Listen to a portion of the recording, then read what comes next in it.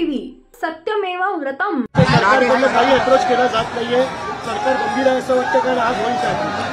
आपल्याला सगळ्याला मी प्रथमतः आपल्या माध्यमातून मी सांगू इच्छितो की आपल्याला सगळ्याला माहिती आहे की हे सरकार काय करतंय काय नाही करतंय किंवा त्याच्यामध्ये सिरियस आहे नाही आहे हे सगळं आपल्याला जाणीव आहे। पण मी आपल्या माध्यमातून सरकारला विनंती करू इच्छितो की मराठा समाज मोठ्या प्रमाणामध्ये बेजार आहे, मोठ्या प्रमाणामध्ये त्यांची मागणी जी काय आहे ते जरांगे पाटील इथं मागतायत आणि माझी विनंती आहे आपल्या माध्यमातून की लवकरात लवकर ही मागणी पूर्ण केली पाहिजे, अन्यथा ही परिस्थिती गणपतीच्या टायमाला अशी परिस्थिती उद्भवू नये आणि मराठ्यांचा अंत पाहू नये असे मी आपल्या माध्यमातून विनंती करतो।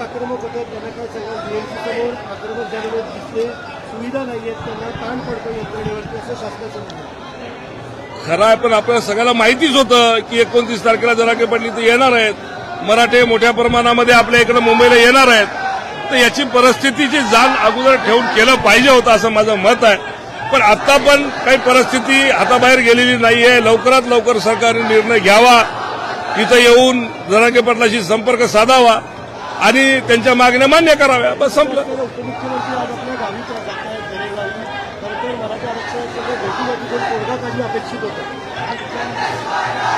अपेक्षित काय आहे बा, मी तुम्हाला अजून एकदा सांगतो की जरांगे पाटील जे मागतायत ते जायज मागतायत, नाजायज काही मागत नाहीयेत। सरकारच्या मनात असेल तर नक्की 100% हे सगळ्या गोष्टी करता येण्यासारख्या आहेत आणि त्यांनी केल्या पाहिजे।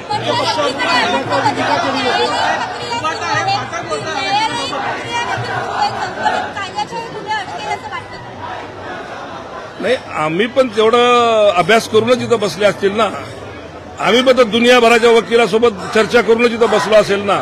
नाजायज माग कशामुळे घेऊन येईल आम्ही, काहीच कारण नाही घेण्याचं। तर कोणी काय म्हणत असेल, हे बा मी नाही ऐकलं कोणी काय बोललेलं किंवा मी नाही टीव्ही पाहिली। मी एक मराठा समाजाचा कार्यकर्ता आहे आणि मी समाजाच्या पाठीमागे खंबीरपणे उभा आहे। मी आज इथं खासदार म्हणून किंवा काही कोण्या पक्षाचा कार्यकर्ता म्हणून इथं आलेला नाहीये। मी एक मराठा समाजाचा माणूस आहे, मी मराठी समाजाचा प्रतिनिधित्व करतो त्या आमच्या भागातून, त्यामुळे मी इथं माझ्या समाजासाठी मी इथं बसलेला आहे। अजिबात नाही। उद्धव साहेबांनी कधीही आम्हाला असं काही करू नका किंवा करा असं काही बोललेलं नाहीये। 100% आम्ही सर्व खासदार शिवसेनेचे आम्ही जरांगे पाटलाच्या सोबत आहोत।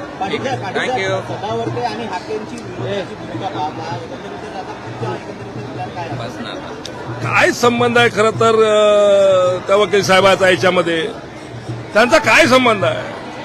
पण उगीच्या उगीच कोणीतरी बोलतंय, असं काहीतरी करतंय आणि वातावरण सगळं घाण करून टाकतंय। काय संबंध त्यांना बोलायचा? संविधानिक बोला ना। मी अजून कुणाशी संपर्क साधलेला नाहीये, मी नक्की संपर्क साधेल आणि सांगेल।